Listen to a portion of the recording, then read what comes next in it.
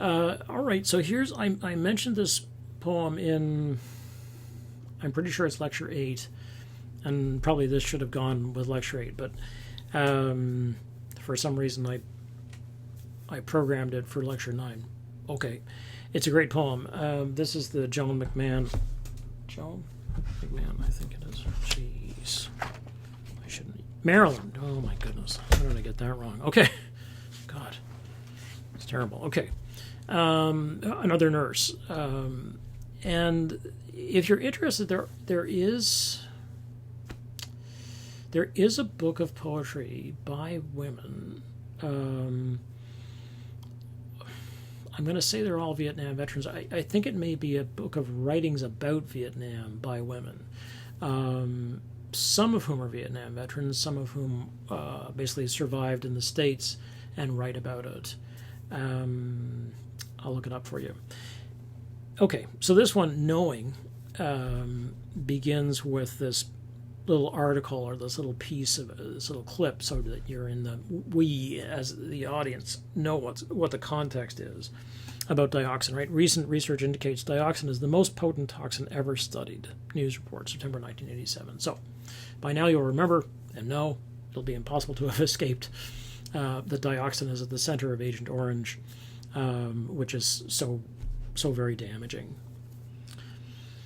So here is this nurse who is observing. I watched the helicopters flying slowly north and south along the Da Nang River Valley, trailing a gray mist which scattered the sun in murky rainbows. I never wondered if I knew all I ought to know about what they were doing. I knew it was called defoliation, that the spray would destroy the hiding places of snipers and ambushing guerrillas. I did not know to ask, at what price? Every evening, the sunset choppers arrive, filled with soldiers burning from jungle fevers, malaria, dengue, dysentery. We took them directly to the cooling showers, stripped their wet, dirt-encrusted uniforms as we lowered their temperatures, and prepared them for bed. I did not ask them where they had been, whether they or the uniforms I held had been caught in the mist, whether defoliation had saved their lives. I did not know to ask. I knew part of the price when 9 other women who had watched the helicopters and seen the mist talked to their children. Jason's heart defects, and Amy's, and Rachel's, and Timothy's. Mary's eye problems. The multiple operations to make and repair digestive organs for John and Kathleen and little John. How lucky they felt when one child was born healthy, whole. How they grieved about the miscarriages, 1, 2, 3, even 7.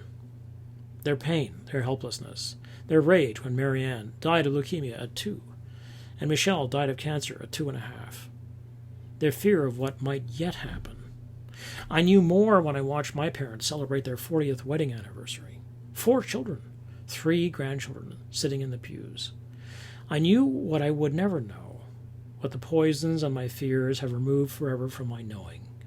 The conceiving, the carrying of a child, the stretching of my womb, my breasts, the pain of labor, the bringing forth from my body a new life. I choose not to know if my eggs are misshapen and withered as the trees along the river, if snipers are hidden in the coils of my DNA. Oh, and I've frozen. That's great. Okay, so a little technological, typical mishap there.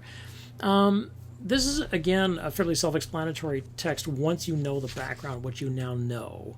You're now literate about this stuff, and so you know much more, what the stakes are for this nurse. And what's useful about the poem is the litany of sort of just, what happens when people do try. The thing about these Agent Orange after effects or side effects is that you can't know whether you've been badly exposed, whether you just can't know. You got to essentially take the chance, get pregnant, and then see what happens. And one of the issues that is, I guess, should be clear is that if you go to war, one of the things that may make sense, if nothing else makes sense to you, as a civilian, is having a child, which is a bit of a mind blower to me, frankly. But I'm not a veteran, so